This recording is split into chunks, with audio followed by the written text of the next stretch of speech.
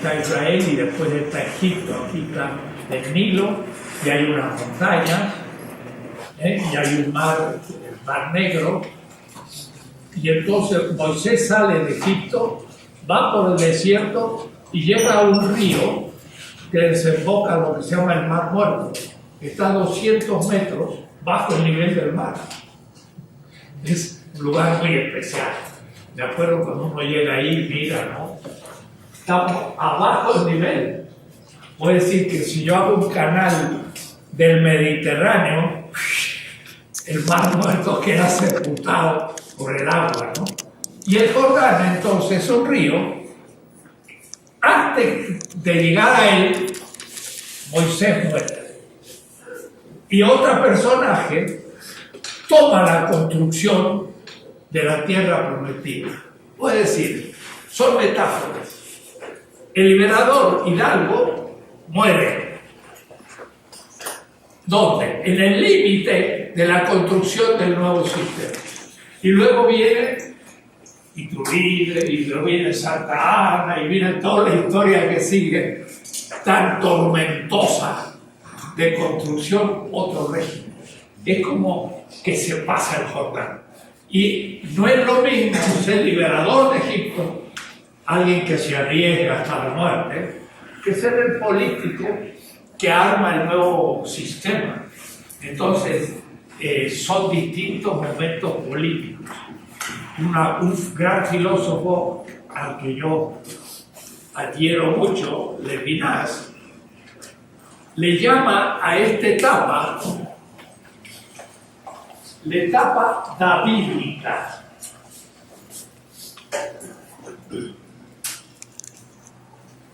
En el mismo tipo de metáfora semita. David era, por una parte, un héroe liberador contra los que invadieron, el pastor aquel de la horda. Pero después llegó a ser rey, es decir, que pasó de liberador a ahora ejercer el poder. Y entonces es una etapa que yo voy a indicar de la siguiente manera. Esto sí puede sacar un poco de apunte. Si esto fuera el cero, cuidado, del cumplimiento de las necesidades, y esto fuera el 100% perfecto del cumplimiento de las necesidades de una comunidad, cuando comienza un sistema nuevo, se comienza a cumplir algunas necesidades, pero a medida que se avanza van cumpliendo más. Entonces es un tiempo, esto es el tiempo. En el tiempo van cumpliendo más necesidades y llega a un punto que es la culminación. Esta etapa fundacional del nuevo sistema es lo que Levinas llama davídico.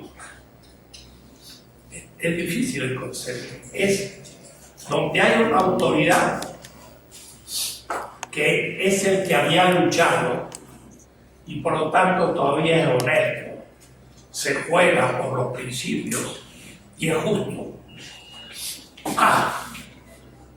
Luego el régimen se estabiliza y sigue cumpliendo más o menos las instituciones originarias, pero después se fetichiza, se empieza a volver burocrático y entonces empieza a reprimir los que están en contra y es la decadencia. Cuando el sistema empieza a ser represor, aquí nos encontramos de nuevo en el punto de partida. Es un sistema polar. Y ahora, creo nuevas instituciones para salir, o otro sistema va a surgir en A'. Y eso es lo que puede pasar hoy. Acá está Hidalgo y acá estamos hoy. Un sistema se derrumba porque ya perdió el ELA creador y empieza a reprimir a los que se levantan en contra y se transformó de pronto en un orden moral vigente dominador y empiezan los movimientos sociales a estar en contra del proceso. Los padres de los 43, los maestros, los secuestrados. En este momento estamos en México como por acá. Puede decir, esto nos da categoría para no estar perdidos y decir, ¿qué está pasando? No, lo que está pasando es que un sistema se ha vuelto viejo y en vez de las instituciones estar al servicio de la gente, hay gente que se sirve de las instituciones para fines propios. Mira el gobernador de Veracruz, un tal señor Duarte, ha dejado una deuda de miles de millones y el hombre se ha robado miles de millones y no se le encuentra. Al Chapo lo agarraron, pero al otro no lo agarran. ¿Dónde están? Viene escondidito. Porque hay mucha gente involucrada en el asunto y no quieren que hable de otras cosas. Entonces estamos en un periodo de decadencia. Y entonces surgen nuevas oportunidades. ¿Se entiende? Se entiende que la historia tiene una lógica y la ética marca las grandes categorías por las que yo puedo entender un presente. No es lo mismo estar acá que estar aquí que estar acá. No es lo mismo fundar un Estado que estar en una etapa clásica. Estados Unidos hizo su constitución 1776 y luego ha tenido 2 siglos de estabilidad clásica. En este momento ha empezado su decadencia. Pasamos de B a C y por eso tiene un gran poder militar, pero ya no de convencimiento. Tiene poder militar, pero la gente ya no está de acuerdo. Ya, y hasta el mismo Trump, 57% cree que está haciendo un mal gobierno. Tan pronto, a los 2 meses de ser elegido, parece que es el peor conceptuado en la historia de los presidentes de Estados Unidos tan rápido. Estamos en época de crisis. Entonces, hay que tener un pensamiento que me permita decir dónde estoy yo y dónde quiero estar. ¿Acá o acá? No es lo mismo. Y usted dirá, bueno, al fin es uno más y no hace muchos cambios. Muchos más individuales hacen al fin la mayoría y la historia se hace de esa manera. Voy a hablar desde aquí hoy. Porque entonces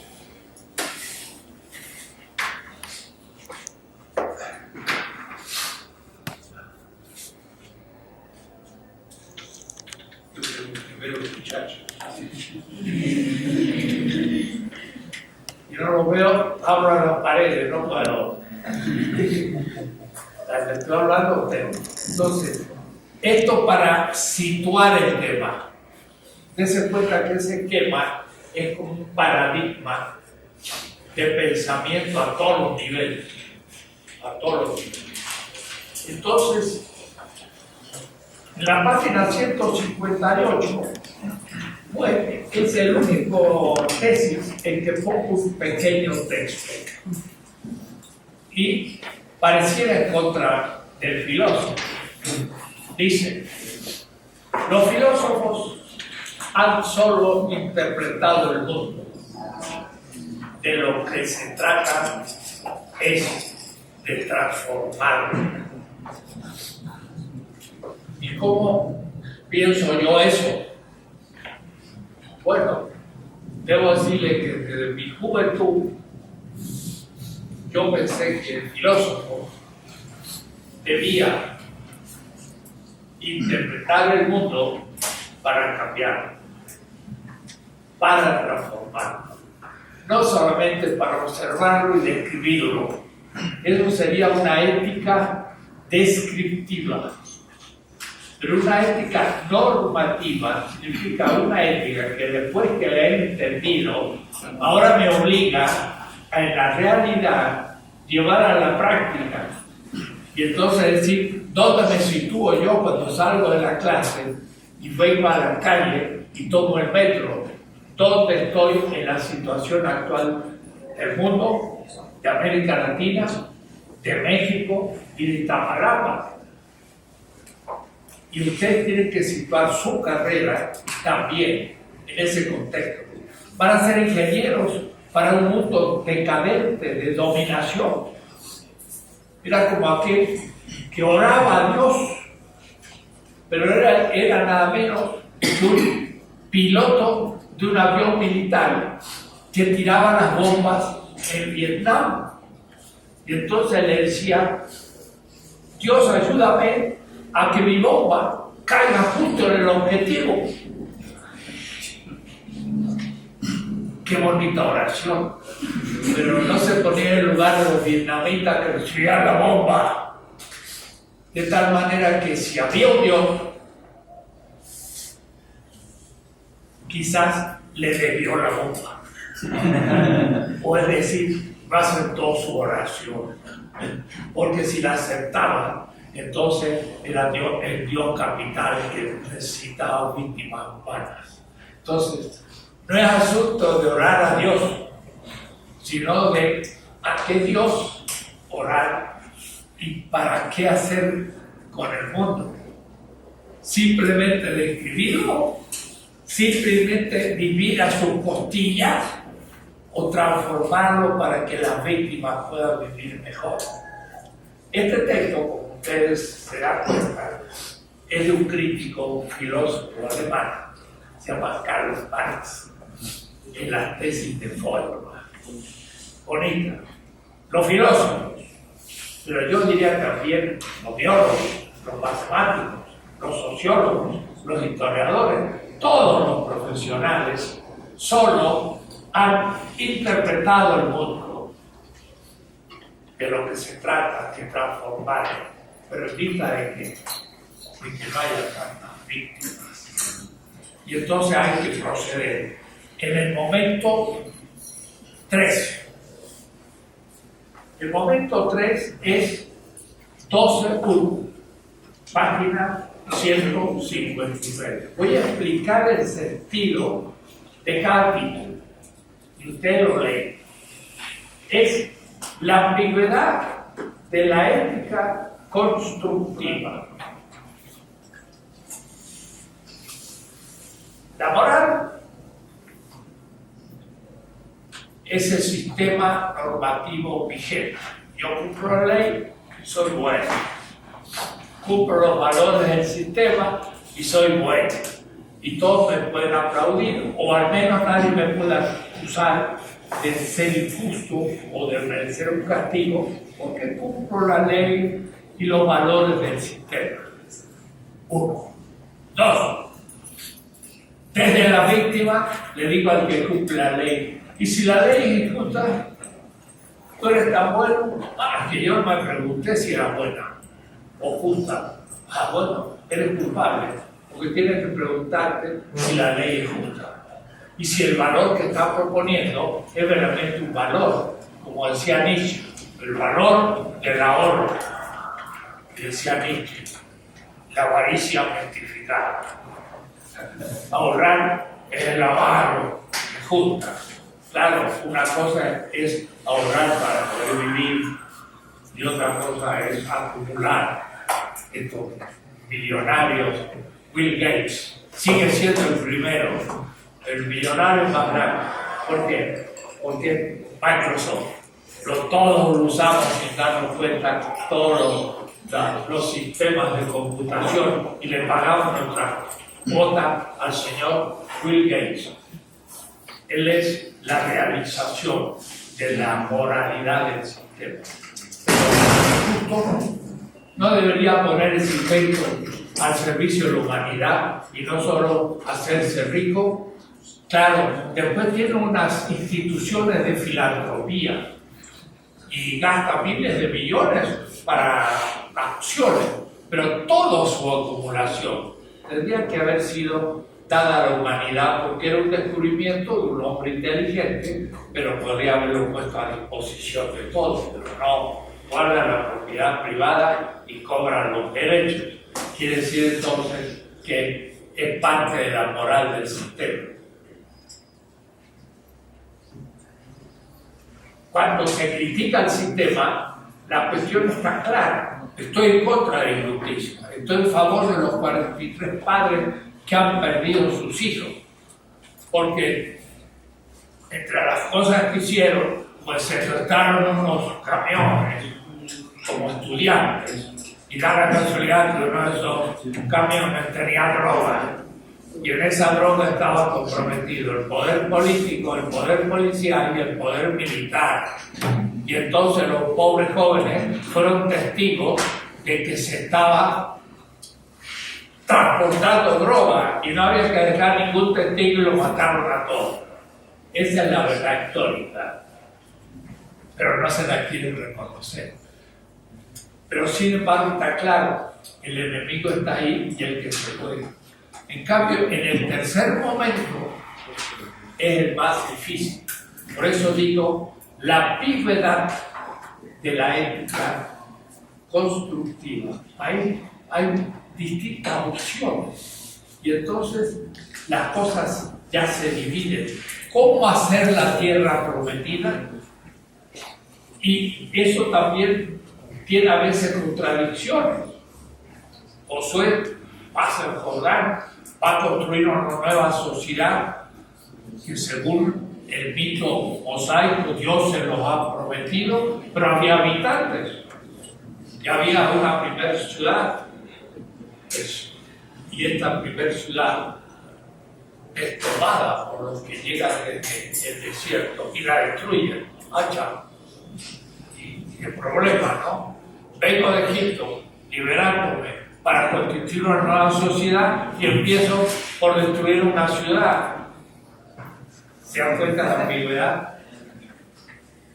Un poco como los conquistadores. Llegaron aquí, vieron que había una sociedad, ocuparon su territorio y para hacer una nueva sociedad destruyeron la anterior. Pero fue un acto difícil. Y por eso entonces que la construcción ética no puede ser infalible, no puede ser cierta con la certidumbre del 2 más 2 es 4, sino que necesariamente va a tener siempre algún error. Pero de todas maneras, ¿en qué se basa la legitimidad del nuevo sistema? 12.2. Y entonces ahí, miren, hago un esquema en la 161, que la voy a reflexionar con ustedes. Es así: fundamentación de la legalidad futura de la legitimidad crítica. Miren cómo es. Hay una legalidad presente, la ley, del sistema. Pero en el caso de Nueva España era la ley de India. La ley futura era la de México, con una constitución que se va a hacer en 1814. Esa constitución es el fundamento de la legalidad. Pero estamos aquí. Estamos en contra de la legalidad vigente, la ley de India, donde somos colonia. Pero todavía no tenemos la ley futura, que será en 1814, porque estamos en 1810, con Hidalgo. La legalidad es cumplir la ley, pero en 1814 no había ley. México no tenía constitución ni tenía ley. Quiere decir que todos los actos que hicieran no podían ser legales porque no había ley. Lo único que eran ilegales de la ley de India. ¿Se dan cuenta? Estamos pensando categorialmente. Y pongo el ejemplo mítico, Moisés, o histórico, Hidalgo, porque son planos más empíricos, pero tenemos que pensarlo en categorías. Mire lo que digo. Fundamentación de la legalidad futura. La legalidad futura va a ser 1814. ¿Dónde está el fundamento? Puede decir, algo, lo que sea, se funda en el fundamento. La casa tiene su fundamento, en lo que llamamos el fundamento de la casa. Si el fundamento se mueve, la casa se cae. El fundamento es lo que da cuenta y justifica lo que se construye arriba. El fundamento de la legalidad futura.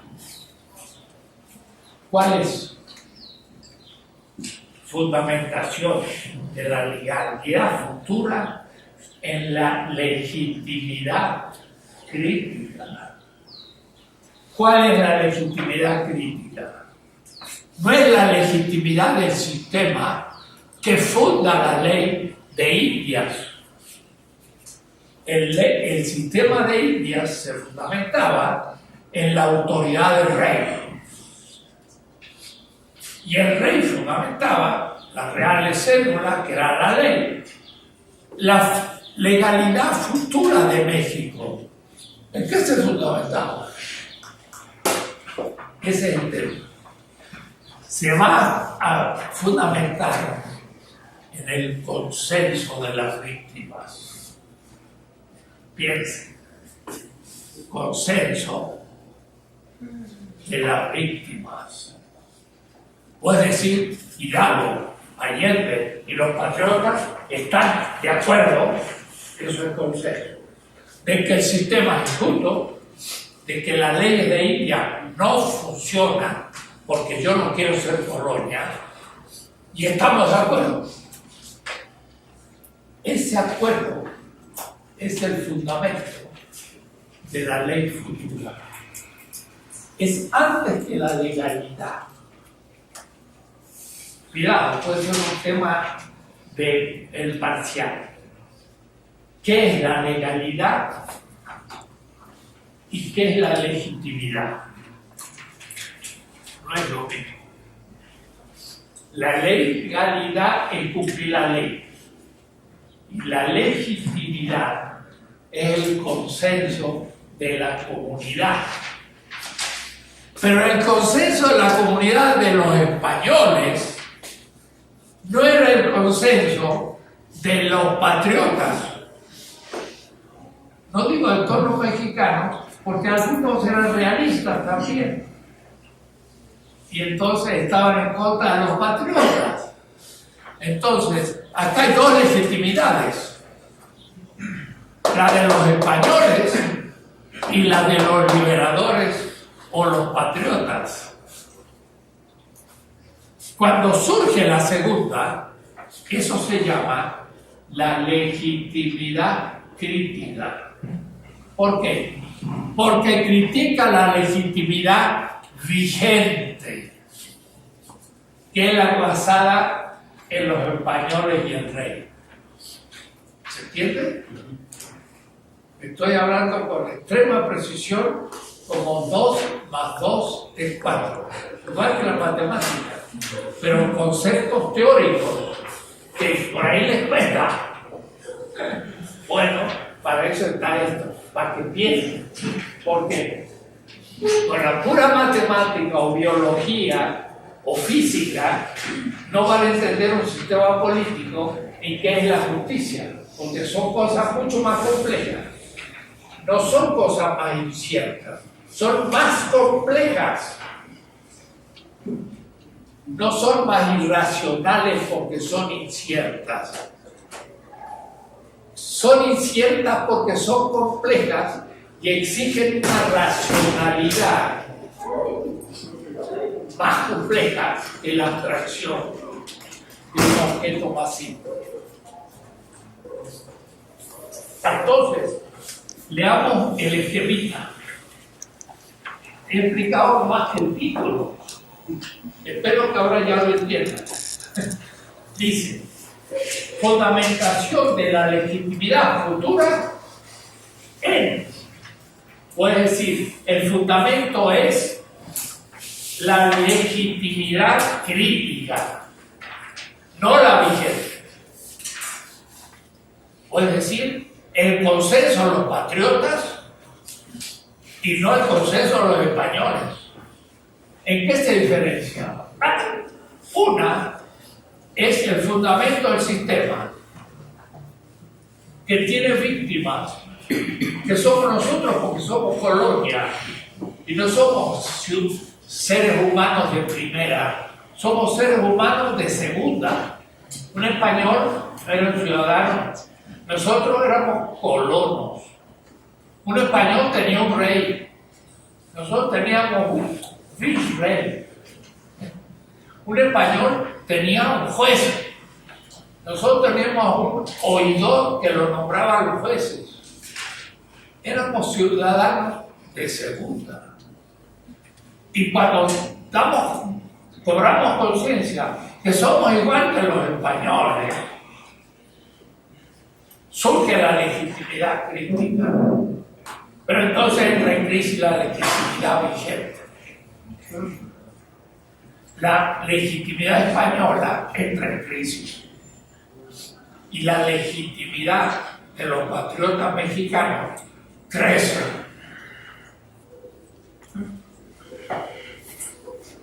El esquema, a la izquierda, orden antiguo, se lee de abajo para arriba.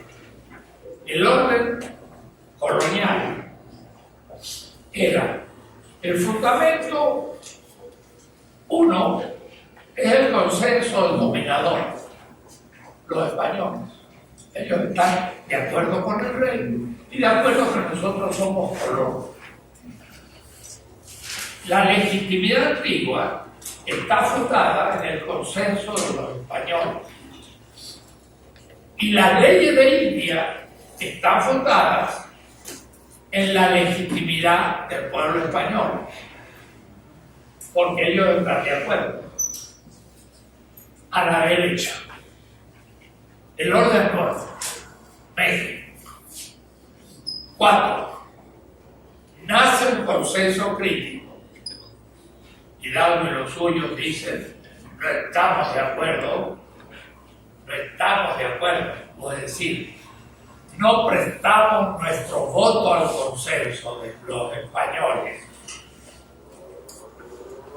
Ese consenso es crítico porque es el consenso de los dominados que ahora está contra el consenso de los dominadores y a su vez dice, ese consenso es un fundamento ilegítimo. ¿Por qué? Porque es de un dominador. Hoy estoy abstracto, pero bien, concepto por concepto. Ninguna simbología. Acá estamos actuando con pura racionalidad, pero definiendo. Entonces, el consenso crítico de Hidalgo y sus compañeros crea la nueva legitimidad. Sin ley todavía, porque la legitimidad siempre es anterior de la ley. Porque primero hay consenso, después dice hay que hacer un orden y vamos a hacer una constitución. Y la constitución es un poder constituyente, pero se basa en el consenso. Y luego aparece la ley futura. Y ahora yo puedo cumplir la ley futura y ya no más la pasada. ¿Se da cuenta el asunto? Esto es sumamente crítico. Es una nueva filosofía del derecho y es una nueva visión de la realidad. Porque todo lo que hacemos en las ciencias sociales es a la izquierda el orden antiguo. El proceso, legitimidad, legalidad y punto. Y el más grande filósofo alemán, Pico, me lleva 7 años y he discutido con él, Jürgen Habermas, habla del consenso, muy bien, que la legitimidad y la legalidad y se queda ahí todo el tiempo mostrando la complejidad, cómo se hace, cómo se institucionaliza todo, pero nunca entra en el orden nuevo, nunca toma la derecha. Y entonces yo le digo a Habermas, estoy de acuerdo que el consenso de la comunidad es la legitimidad que funda la legalidad. Estoy de acuerdo. Lo que pasa es que mi consenso es el consenso de los oprimidos. Y estoy contra tu consenso, que es el consenso de los alemanes, que son los dominadores. Y entonces tenemos 2 consensos. ¿Y cuál es el criterio de la validez de los dos? De uno de los dos. ¿Del dominador o del dominador? Es evidente que el criterio es la legitimidad del dominado, es la que va a construir el nuevo orden futuro. Porque el consenso de los dominadores es el presente y lo quieren perpetuar porque anda bien, porque ellos son dominadores. Si cambian las cosas, no vaya a ser que sean ahora los dominados, no les conviene. El conservador no quiere cambiar nada, es un conservador, conserva las cosas. El dominado, que es un pobre, que es un dominado, no tiene nada que perder. ¿Por qué? Porque no tiene nada. Como no tiene nada, no tiene nada que perder. Tiene que ganar en el nuevo orden. Y se juega por el futuro. Y la historia marcha gracias a los dominados, que son los que se liberan y constituyen los nuevos sistemas. Esta esquemita es todo el curso, pero hay que bien verlo. Miren, 12:23. Vamos a leer ahora el texto. Página 161. El consenso del orden aquí. 1. Miren el esquema, que es el expuesto por Jürgen Habermas en su momento clásico, en B. Cuidado, no en el momento original ni decadente, sino en el momento en que el sistema funciona. Funda la legitimidad, 2, del sistema y la legalidad del dicho orden antiguo o vigente. Desde la disidencia, porque ¿qué es lo contrario al consenso? La disidencia. Todos están de acuerdo, pero yo no, entonces yo soy disidente. Todos decían, la Tierra es el centro del sistema. Y Galileo dice, no, la Tierra da vuelta alrededor del Sol. Galileo es un disidente, lo condena, porque tienen el consenso de que el Sol es el centro. Y todo el que inventa algo en la ciencia es primeramente un disidente, siempre, porque dice algo nuevo y nadie está todavía de acuerdo. Si estuviesen todos de acuerdo, no sería claro, sería ya sabido. Pues si te aplauden, que sí que registran algo nuevo. Si te chispan, puede que hayas dicho algo nuevo, o puedes haber dicho algo errado. Y cuidadito, no hay que confundir. Y Galileo fue condenado, pero no por decir algo errado, sino por decir algo nuevo, era un disidente. Y durante casi un siglo en Roma no se podía enseñar a Galileo. Y después todos estuvieron de acuerdo. Y al disidente se hizo el consenso. Y ya fue la teoría del heliocentrismo. Pero ya hay que sostenerse como disidente y estar en contra de todo. Y te tienen arrinconados, te persiguen. Ya no te pagan. Porque ha habido grandes que han descubierto cosas y le ha costado la vida su descubrimiento. Bien, desde la disidencia había una flecha A que une 3 con 4 en el diagrama.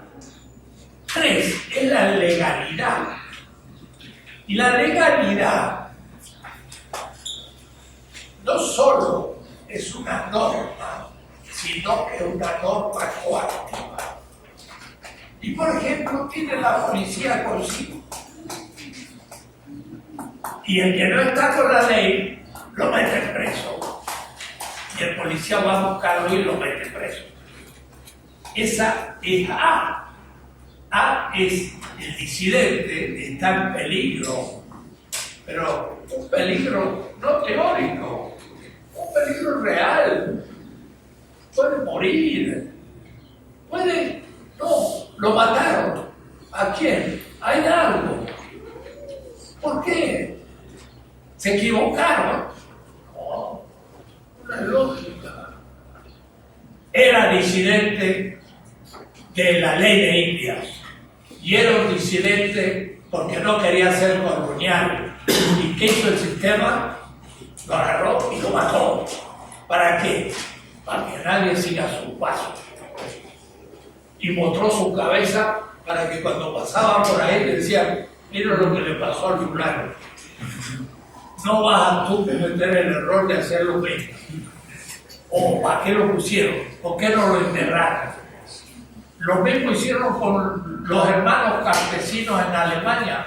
Hay una iglesia en Münster, en Alemania, que arriba de la catedral hay una jaula. Y ahí pusieron a los campesinos que se levantaron contra los señores feudales y los obispos los condenaron. Y después de matarlos, los pusieron en la jaula. Y las aves se los comieron y quedaron los huesos. No la cabeza, todo el cuerpo. Y entonces, hasta hoy están las jaulas. Hoy. Entonces dicen: mira, estas jaulas son de los anabatistas. Unos campesinos que se levantaron en el siglo XV contra los señores feudales. ¿Por qué? Porque la ley dijo: nadie más se me levanta contra la ley. Entonces, desde la disidencia, en el tiempo intermedio de la crisis del orden vigente, estamos viviendo en este momento una crisis muy semejante hoy en México. Y el que no ve eso y no ve el sentido, no sabe lo que está pasando. Yo no entiendo qué pasa. Si no entiende es porque no tiene cultura. Porque no ha pensado el tema, porque ningún maestro te lo ha mostrado. Juventud. Faltan maestros. En el tiempo intermedio de la crisis del orden vigente, el momento C, el consenso de los oprimidos, 4, es Hidalgo y los suyos. Ese es el consenso de los oprimidos. Por su lucha y triunfo, se constituye como el consenso vigente del nuevo sistema futuro. Puede decir, ellos van a ser después el nuevo, el consenso crítico se va a transformar en el consenso del México independiente. Y cuidado, porque ese consenso va a ser creativo en A, clásico en B y decadente en C. Puede que estemos en un momento decadente. Y entonces es A, B o C. Y si es C, se ha caído en un sistema moral de dominación. Ahora usted dirá, ¿se vuelve a repetir historias? No, no. En realidad es lo mismo.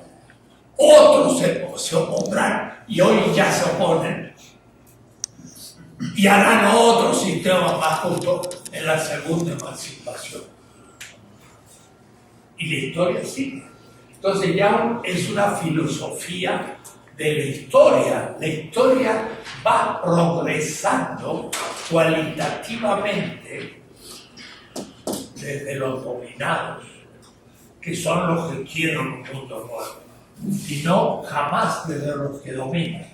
Los grandes inventores también son disidentes, y aún los grandes inventores técnicos son disidentes, los grandes artistas son disidentes, proponen cosas nuevas, y el sistema se lo chupa mientras se pueda.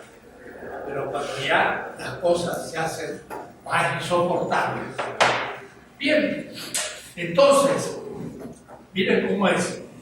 El consenso de los oprimidos 4, pasen a la otra columna, va a ser el consenso del nuevo sistema que tiene una nueva legitimidad, 5. Y esa nueva legitimidad ha destruido la legitimidad de la monarquía y de la colonia, y ahora es una legitimidad mexicana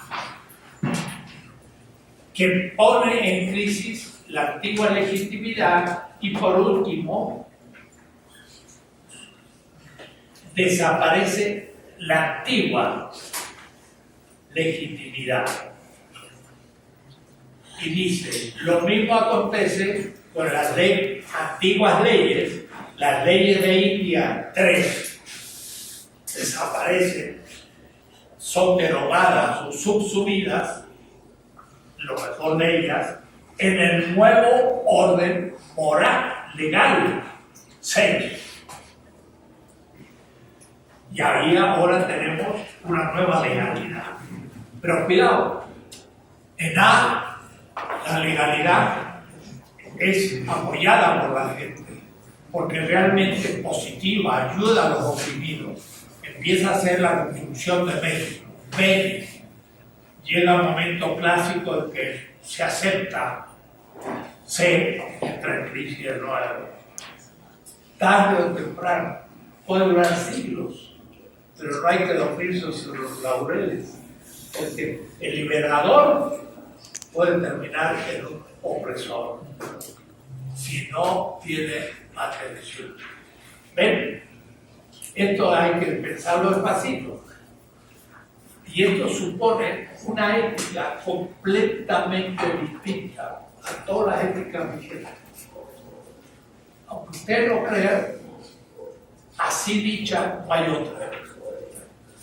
No hay otra. ¿De dónde ha salido? Pues pensar la realidad latinoamericana, no desde Europa, sino de América Latina. Y esto no puede pensarlo un europeo ni un norteamericano, porque ellos están arriba, nosotros estamos abajo, y hemos sido coloniales. La colonialidad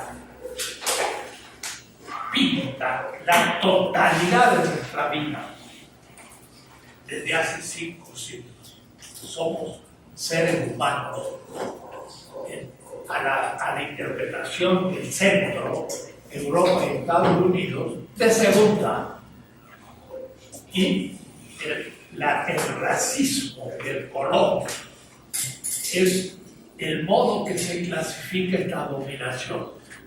Los blancos dominan y los que están con algún color son los dominados. Y ese racismo es mucho más que la clase social, la manera de clasificar a la gente. Y entonces, un mexicano va a Estados Unidos y no necesita un pasaporte ni una cédula de identidad. Va por la calle y lo ve no blanco del todo, que dice el documento. Pero si es mexicano y es blanquito, no le van a pedir como documento. No se van a animar a pedírselo. O va a decir, ¿qué me cree usted? Y el policía mismo tiene que retroceder ante el mexicano blanquito si tiene un inglés perfecto de Oxford. Porque si me sale mi inglés, dice, es blanquito, pero no latino, no documento. Y es por la lengua y la cultura.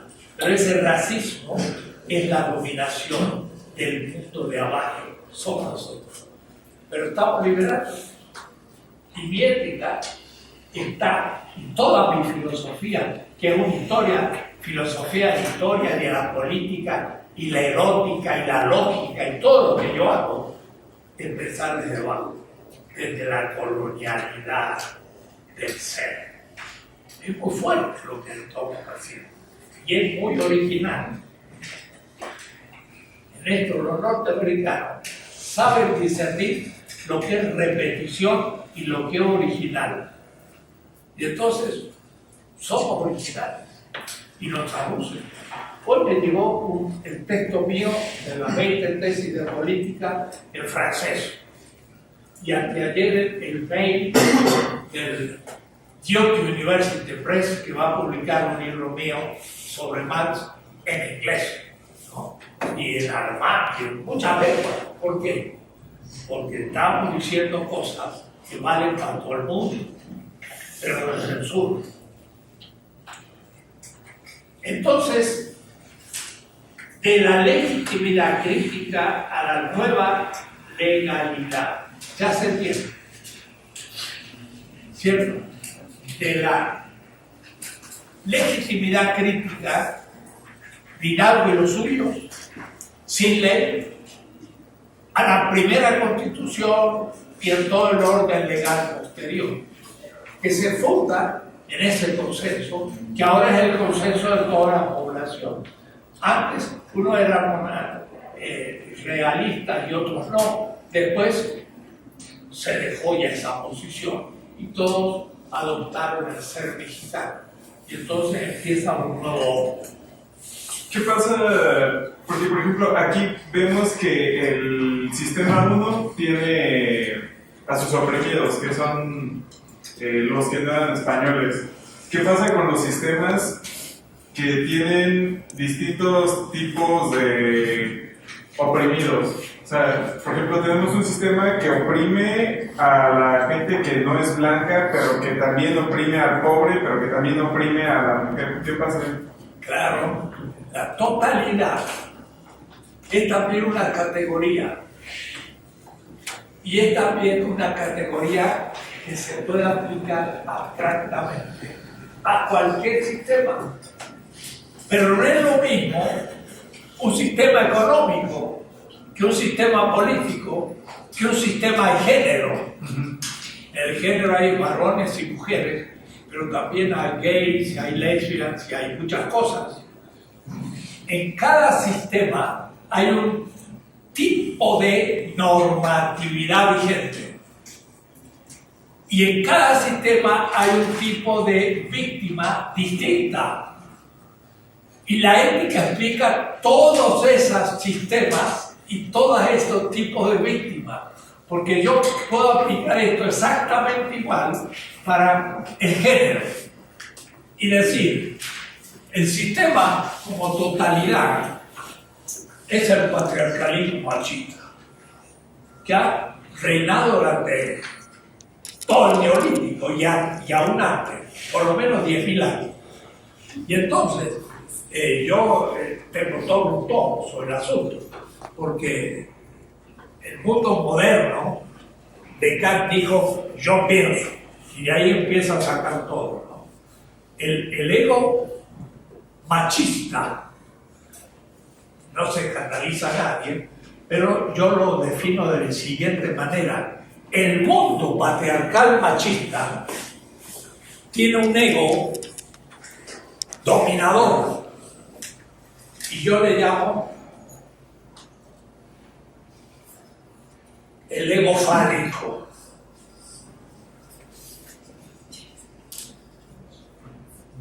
Dice Freud, la sexualidad es por naturaleza masculina y la mujer es el objeto sexual.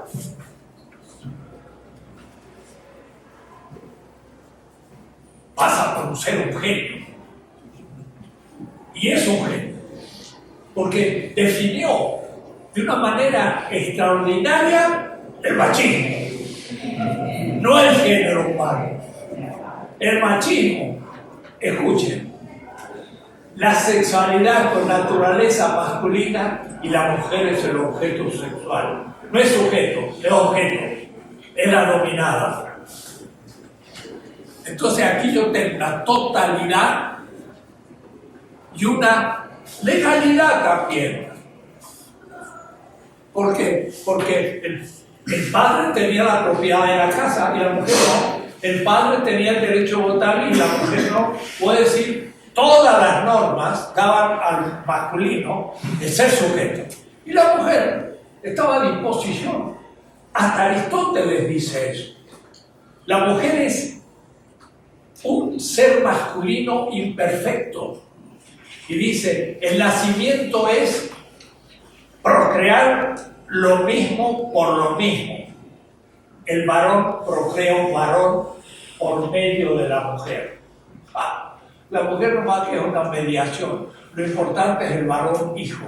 La mujer hija, secundario. Todos. Entonces, tengo un sistema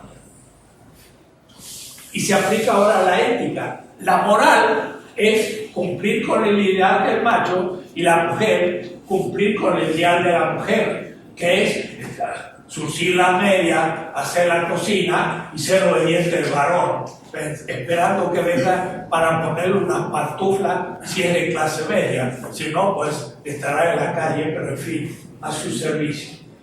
La mujer, eso es el consenso del machismo, que el hijo no tiene que construirlo porque ya nace hijo y la pobre hija tiene que hacer las cosas que no le gustan pero que le tiene que hacer porque es la función de la mujer. Las sufragistas británicas se reunieron y dijeron, nosotros también tenemos derecho a votar, y crean el consenso crítico de los dominados, la mujer. Y entonces logran leyes que ahora dan igualdad a la mujer, al menos para votar. Y poco a poco la mujer, desde su legitimidad por consenso crítico contra el consenso machista, va creando un nuevo tipo de legitimidad de igualdad entre el varón y la mujer. Lo que digo de Hidalgo, lo digo a nivel del género, pero también lo puedo decir a nivel de la economía, porque si tomo el capitalismo como totalidad y al obrero como el explotado por el plusvalor, cuando el obrero se reúne dice, ¿cómo es posible? Yo soy el que trabajo y soy pobre, y el patrón es el rico y no trabaja, sino administra, pero administra lo que yo produzca. Y entonces toma conciencia, y cuando toma conciencia quiere un sistema distinto.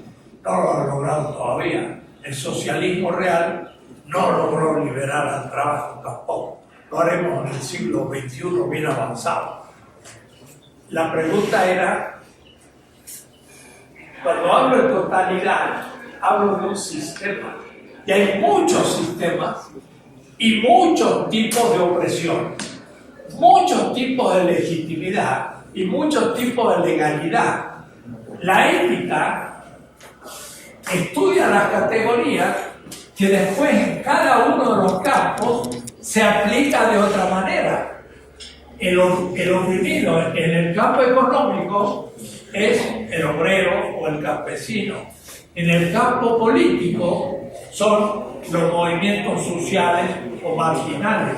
En el campo del género es la mujer o el gay o los lesbianos. Y en cada sistema hay otro. ¿Se entiende? Por eso la ética crea las categorías que se aplican a todos los niveles, aún a nivel de la ciencia. También yo puedo tomar la ciencia como una totalidad dominadora al servicio de un sistema capitalista donde hay un dominado que hasta puede ser científico, explotado por el sistema. Y entonces puede haber una rebelión y hacer otro tipo de ciencia no colonial, y sería una descolonización epistémica de la que estamos hablando hoy, etc. Así que la pregunta que me hizo, ¿quién me la hizo? Yo. Tú. Viene perfecto porque son cosas que no he explicado. Si se leen la tesis 1, está dicho.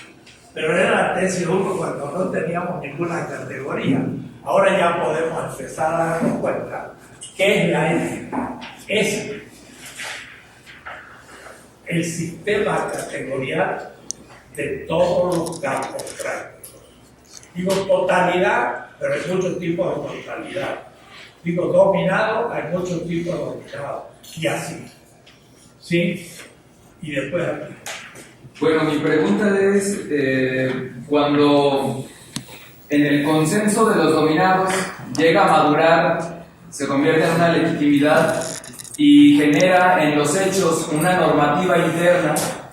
Voy a poner el ejemplo de las policías comunitarias, pero cuando esta legitimidad de una normativa parcialmente es reconocida por el Estado, ¿no? O sea, ya existe, ya maduró a una legalidad, pero que, y esa es mi pregunta, ¿cómo es que interactúa, cómo se podría explicar esta interacción entre la legalidad antigua que busca seguir fortaleciendo, galvanizando los mecanismos de opresión en un momento C de decadencia, y esta nueva legalidad que surge en un momento de A', que es, o sea, busca permanecer y ampliarse, pero está en constante lucha con la antigua que sigue vigente? Bueno, está haciendo la pregunta del libro que me va a devolver ahora,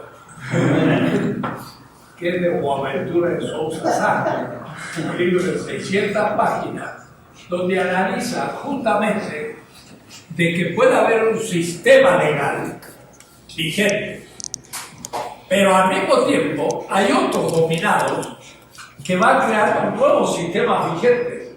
Y él toma nada menos que, por ejemplo, una favela de Río de Janeiro, en Brasil. Una favela donde ahí está, entre comillas, no sé, la pobre gente que está fuera de la realidad. Algo mucho más brutal por su pobreza que Iztapalapa. Porque las favelas realmente son una cosa muy dura. Pero él muestra, como en la favela, hay un sistema legal normativo. Hay, por ejemplo, una autoridad, que es un juez, que la comunidad nombra porque hay conflictos. Piensan que ahí hay gente que es drogadicta y vende drogas, hay otros que son ladrones, hay la escoria de la sociedad y gente pobre que también está ahí, que es un inocente honesto, pero tiene que convivir. Entonces, el sistema jurídico de ellos es arreglar conflictos. Y entonces tienen todo un sistema en que cuando hay un conflicto se presentan ante la comunidad y está regulado. Y ahí no entra la policía ni entra el juez. Pero los conflictos se arreglan, pero de una manera muy interesante. En un caso, un señor compra una chabola. Una chabola es una habitación, no una casa. Además, el suelo no es de ellos, es del Estado. Así que se hace una casa sobre un suelo que no es de ellos. Pero además, una casa tiene muchas habitaciones. Supongamos que tenga 3 habitaciones con 3 puertas. Y yo compro esta. Al comprar esta, tengo una pared, 2 paredes, y esta la comparto con otro. Él no puede decir, voy a tirar abajo esta pared. ¿Cómo va a tirar? Me tira a mí la mía. Yo tengo derecho sobre esa pared también. Eso no ocurre en ningún otro lugar que en un lugar. Entonces, yo no puedo hacer una modificación sin el acuerdo de los vecinos. Si lo hiciera, es un conflicto y hay que arreglarlo. Bueno, un señor compró una chabola, una habitación. Le dijo que pago la mitad al costado y lo otro en cuotas. Y entonces le pagó una parte, la mitad, le pagó una cuota y después ya no le pagó más. Y el señor que había vendido se fue de la favela. Entonces los hijos pidieron que le devolvieran la chabola.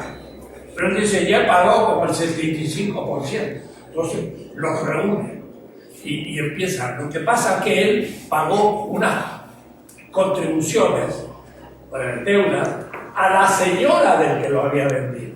Pero lo que pasa es que después se enemistaron los dos y se divorciaron y la señora se le llevó el dinero.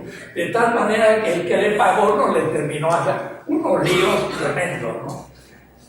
Pero al fin el juez le dice, bueno, si usted quiere la chabola, pague de nuevo la cuota que se llevó la otra señora, termine de pagar y usted sigue teniendo su chabola. No entra ningún juez, no entra la policía, no hay prisión, pero hay un sistema legal que funciona. Ahora, eso se llama más bien pluralidad jurídica. Y él lo que hace es mostrar que el sistema, lo que le interesa es formalmente que se cumpla el derecho, es formalista, la justicia no interesa. En cambio, en estos casos, lo primero que hace el juez y la comunidad es saber dónde está la injusticia. Y el procedimiento es muy flexible, pero tiene un sentido de la justicia mucho más claro que el sistema jurídico del Estado, que es vigente. ¿Quién cree en la justicia en México? Si hay que pagarle bien a un juez para que le dé la razón, y si usted es un pobre muerto de hambre, pues ya sabe que va preso, porque no va a poder pagar un abogado. Y además, el abogado estudió en la Facultad de Derecho el proceso debido. Y cuando usted le dice, pero no es justo, no me hable usted de justicia, sino de proceso. Y entonces le encuentra un pedacito del proceso que no debió hacerse y ya anulan el juicio, y el que pagó al juez pues se queda con lo que había robado, y el pobre que es robado no se juzgó la justicia del acto, sino simplemente el cumplir formalmente la ley.